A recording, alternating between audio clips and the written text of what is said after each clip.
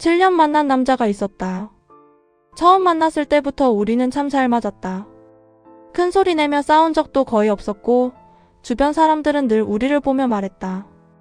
너희는 진짜 결혼까지 가겠다. 나도 그렇게 믿었다. 7년이라는 시간이 짧은 시간은 아니지 않나. 서로의 성격도 알고 싫어하는 것도 알고 좋아하는 음식도 알고 힘들 때 어떤 말이 필요한지도 아는 사이였다. 나는 그 사람이 내 인생의 마지막 사람이라고 생각했다. 그 사람은 평소에 정말 다정했다. 내가 피곤하다고 하면 먼저 집 앞까지 데리러 왔고 내가 속이 안 좋다고 하면 죽을 사다 줬다. 특히 내가 비위가 약하다는 걸 누구보다 잘 알았다. 나는 냄새에도 예민하고 누가 음식을 쩝쩝거리며 먹거나 입안에 음식 넣고 말하는 걸 정말 못 견뎠다. 심할 때는 그 자리에서 밥을 못 먹고 숟가락을 내려놓을 정도였다. 그걸 처음부터 남자친구에게 말했고 그는 늘 조심해줬다. 밥 먹을 때도 깔끔했고 같이 식사할 때 나를 불편하게 만든 적이 단 한 번도 없었다. 그래서 나는 더 믿었다. 이 사람이라면 평생 같이 살아도 괜찮겠다. 하지만 그 생각은 결혼 준비가 시작되면서 산산이 깨졌다. 아니, 정확히 말하면 그때부터 그 사람이 7년 동안 감춰왔던 진짜 세계가 내 눈앞에 드러나기 시작했다. 처음 이상함을 느낀 건 양가 인사를 앞두고였다. 남자친구가 말했다. 우리 집은 좀 털털해. 너무 얘 차리고 그러는 분위기 아니야. 나는 그 말을 좋게 받아들였다. 편한 집안인가 보다 했다. 그런데 막상 그 집에 처음 갔을 때 나는 현관문을 열자마자 숨이 턱 막혔다. 집 안에는 오래된 음식 냄새와 술 냄새가 섞여 있었다. 부엌 싱크대에는 설거지가 쌓여 있었고 식탁 위에는 마른 반찬 그릇들이 그대로 놓여 있었다. 하지만 나는 아무렇지 않은 척 웃었다. 첫 방문이니까 내가 예민하게 굴면 안 된다고 생각했다. 시어머니 될 분은 나를 보자마자 말했다. 아이고 말랐네. 우리 집 오면 살 좀 찌워야겠다. 말투는 친근했지만 눈빛은 위아래로 후는 느낌이었다. 곧 식사가 시작됐다. 나는 억지로 웃으며 자리에 앉았다. 그런데 숟가락을 들자마자 내 눈앞에서 믿기 힘든 장면이 시작됐다. 시아버지는 입안 가득 밥을 넣은 채 말을 했다. 밥알이 입가에 묻어 있었고 말을 할 때마다 음식물이 보였다. 쩝쩝거리는 소리는 너무 커서 식탁 전체에 울리는 것 같았다. 나는 최대한 시선을 접시에 고정했다. 그런데 시어머니가 내 접시에 반찬을 올려주며 말했다. 많이 먹어. 우리 며느리 될 사람이 이렇게 말라서 되겠나. 문제는 그 다음이었다. 시어머니는 손가락에 묻은 양념을 입으로 쪽 빨더니 그 손으로 다시 반찬을 집었다. 나는 순간 온몸이 굳었다. 그 손이 다시 반찬통으로 들어가는 걸 보고 속이 뒤집히는 것 같았다. 그런데 아무도 이상하게 여기지 않았다. 남자친구도 시아버지도 남동생도 다 너무 자연스러웠다. 나는 남자친구를 쳐다봤다. 제발 눈치채달라는 마음이었다. 그런데 그는 입안에 음식을 가득 넣고 웃으며 말했다. 엄마 얘 잡채 좋아해. 그 순간 내 심장이 쿵 내려앉았다. 7년 동안 내 앞에서는 한 번도 안 그러던 사람이었다. 그런데 가족들 앞에 앉자마자 완전히 다른 사람이 되어 있었다. 국에 자기 숟가락을 넣고 침 묻은 젓가락으로 반찬을 뒤적이고 입안에 음식이 보이는데도 아무렇지 않게 말했다.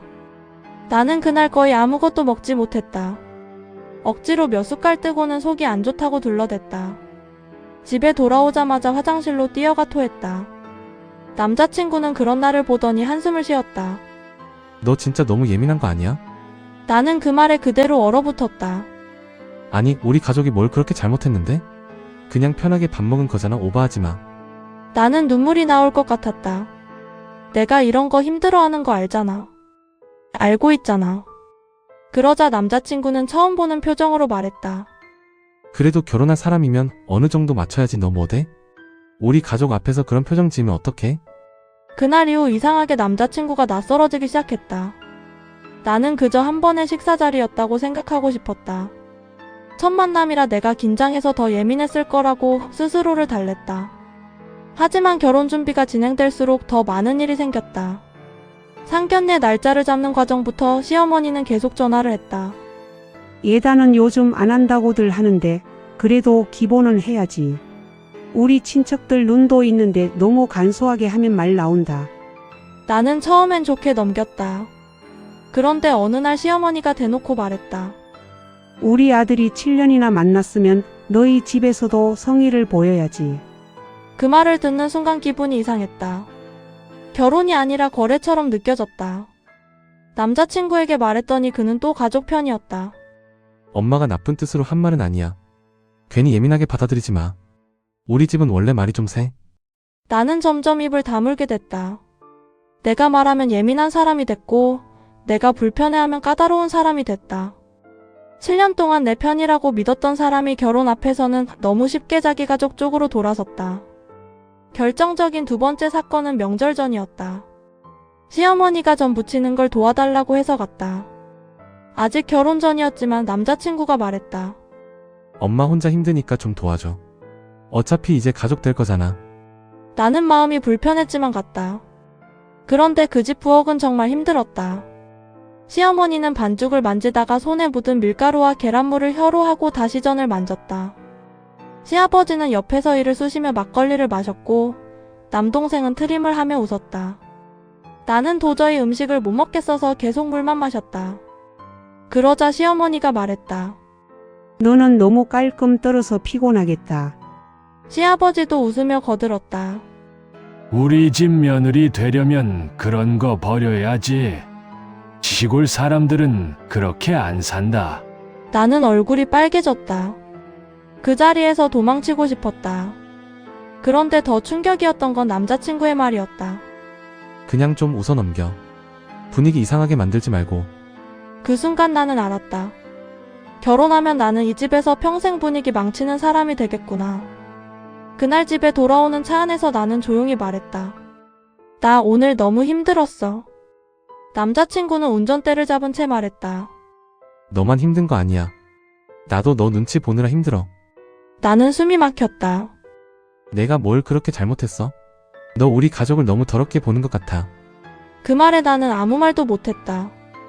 더럽게 본 게 아니었다. 그냥 내가 견딜 수 없는 생활 방식이었을 뿐이다. 그런데 그는 내 불편함을 가족에 대한 모욕으로 받아들였다. 그 뒤로 결혼 준비는 지옥이 됐다. 웨딩홀을 고를 때도 시어머니가 끼어들었다. 거긴 밥이 별로라더라. 우리 친척들 오는데 주차 편해야 한다. 신부가 너무 자기 취향만 고집하면 안 된다. 혼수도 마찬가지였다. 냉장고 하나 고르는데도 시어머니가 말했다. 우리 아들은 큰 냉장고 좋아해. 너는 살림 잘 모를 테니까 내가 골라줄게. 나는 점점 내 결혼식이 아니라 그 집 행사에 들러리 서는 기분이 들었다. 그런데 남자친구는 계속 말했다. 엄마가 경험이 많으니까 도와주는 거야. 좋게 받아들여. 결혼하면 가족끼리 다 맞추고 사는 거야. 나는 그 말이 점점 무서워졌다. 가족끼리 맞추고 사는 게 아니라 내가 일방적으로 그 집에 맞춰야 하는 것 같았다. 상견례 날 모든 게 터졌다. 양가 부모님이 처음 만나는 자리였다. 나는 제발 아무 일 없이 지나가길 바랐다. 그런데 식사가 시작되고 얼마 지나지 않아 시아버지가 큰 소리로 음식을 씹기 시작했다. 우리 부모님은 순간 표정이 굳었지만 아무 말도 하지 않았다. 시어머니는 내 접시에 생선을 발라주겠다며 손으로 생선을 만졌다. 그러고는 손가락에 묻은 양념을 입에 넣고 쪽 빨았다. 나는 눈앞이 아찔했다. 우리 엄마가 그 장면을 봤다. 엄마는 아무 말 없이 물만 마셨다. 식사가 끝날 무렵 시어머니가 내 찌개 그릇을 보더니 말했다. 아이고 많이 남겼네. 아까워라. 그러더니 자기 숟가락으로 내 찌개를 퍼먹었다. 우린 원래 가족끼리 이렇게 먹어. 그 순간 나는 진짜 머릿속에서 뭔가 툭 끊어지는 느낌이 들었다. 나는 아직 가족이 아닐 뿐더러 설령 가족이 된다고 해도 나는 그런 식탁을 견딜 수 없었다. 집으로 돌아오는 길에 엄마가 조심스럽게 물었다. 너 정말 괜찮겠니? 그 한마디에 나는 무너졌다. 차 안에서 펑펑 울었다. 엄마는 더 이상 아무 말도 하지 않았다. 그냥 내 손을 잡아줬다. 그날 밤 나는 남자친구에게 말했다. 우리 결혼 다시 생각해보자. 그는 바로 화를 냈다. 상견례까지 해놓고 지금 와서 무슨 소리야? 고작 밥 먹는 습관 때문에? 너 진짜 제정신이야? 나는 떨리는 목소리로 말했다. 고작이 아니야. 나는 그 식탁에 앉아있는 내내 숨을 못 쉬었어. 그는 비웃듯 말했다. 결혼이 장난이야? 네가 공주야? 세상 사람들이 다 내 기준에 맞춰줘야 해? 그 말에 나는 가슴이 찢어졌다. 7년 동안 다정했던 사람이 맞나 싶었다. 나는 조용히 말했다. 당신은 평생 그게 익숙한 사람이야. 그런데 나는 평생 견뎌야 하는 사람이잖아. 그는 끝까지 이해하지 못했다. 사랑하면 맞추는 거지. 나는 그 말에 답했다. 사랑하면 최소한 내가 힘들다는 말도 들어줘야지. 그 뒤로 며칠 동안 남자친구와 연락을 거의 하지 않았다. 그러자 시어머니에게 전화가 왔다. 받자마자 날카로운 목소리가 들렸다. 얘 결혼 앞두고 이게 무슨 태도니? 나는 당황해서 아무 말도 못했다. 시어머니는 계속 말했다.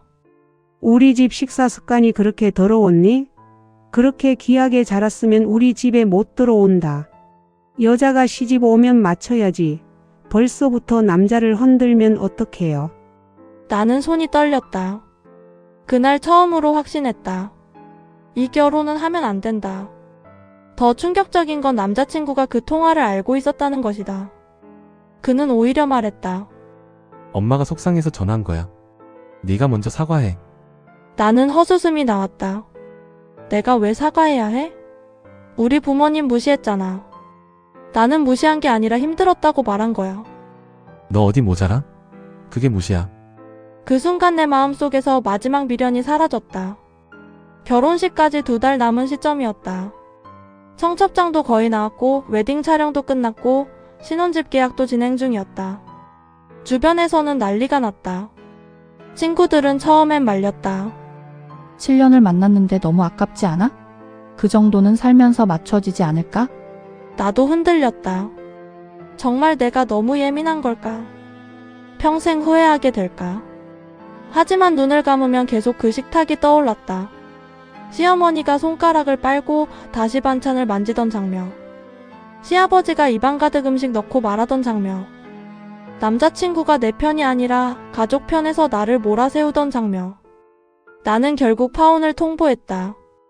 우리 여기서 끝내자. 남자친구는 처음엔 화를 냈다. 너 진짜 미쳤구나. 이걸로 7년을 버린다고? 그러다 며칠 뒤에는 매달렸다. 미안해, 내가 고칠게. 우리 가족한테도 말해볼게. 하지만 나는 이미 알고 있었다. 이건 고쳐질 문제가 아니었다. 한두 번의 습관 문제가 아니라 그 집 전체의 문화였고 그가 나를 대하는 태도의 문제였다. 마지막으로 만났을 때 그는 말했다. 너 나 사랑한 거 맞아? 나는 한참을 바라보다 대답했다. 사랑했지. 그래서 7년을 만났어. 근데 사랑한다고 해서 내 인생을 버릴 수는 없어. 그는 아무 말도 못했다. 파혼 후 한동안은 정말 힘들었다. 주변의 시선도 무서웠고 부모님께 죄송했고 웨딩 관련 위약금도 적지 않았다. 하지만 이상하게 시간이 지날수록 마음은 편해졌다. 밥을 먹을 때 속이 울렁거리지 않았고 누군가의 눈치를 보지 않아도 됐다. 혼자 조용히 밥을 먹는 시간이 그렇게 평화로울 수 있다는 걸 처음 알았다. 몇 달 뒤 우연히 전 남자친구 소식을 들었다. 그는 다른 사람을 소개받고 있다고 했다. 처음엔 마음이 조금 흔들렸다. 그런데 함께 아는 지인이 조심스럽게 말했다. 근데 그쪽 여자도 그 집 식사 자리 갔다가 좀 놀랐다더라. 나는 그 말을 듣고 아무 말도 하지 않았다. 그냥 조용히 웃었다. 내가 이상한 게 아니었다. 내가 유난이었던 게 아니었다. 나는 그저 내 기준과 내 삶을 지키려고 했던 것뿐이었다. 지금도 가끔 생각한다. 만약 그때 참고 결혼했다면 어땠을까? 아마 나는 매일 같은 식탁 앞에서 숨을 참고 시댁에 갈 때마다 속이 뒤집히고 남편에게 너만 예민하다는 말을 들으며 점점 나 자신을 의심했을 것이다. 그리고 언젠가는 정말 크게 무너졌을지도 모른다. 결혼은 사랑만으로 되는 게 아니었다.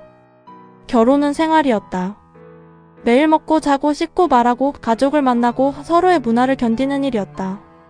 사랑하는 사람 한 명만 보고 들어가는 게 아니라 그 사람이 살아온 방식과 그 가족의 세계까지 함께 받아들이는 일이었다. 그리고 나는 그 세계를 도저히 받아들일 수 없었다. 그래서 나는 파혼을 후회하지 않는다. 7년이 아깝지 않냐고 묻는 사람도 있다. 물론 아깝다. 청춘의 긴 시간을 함께 했으니까. 하지만 더 아까운 건 맞지 않는 결혼에 남은 인생을 바치는 일이었다.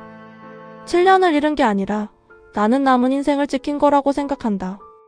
혹시 지금 결혼을 앞두고 이상한 불안감을 느끼는 사람이 있다면 제발 그 불안을 무시하지 않았으면 좋겠다. 작은 불편함이라고 생각했던 것이 결혼 후에는 매일 반복되는 현실이 될 수 있다.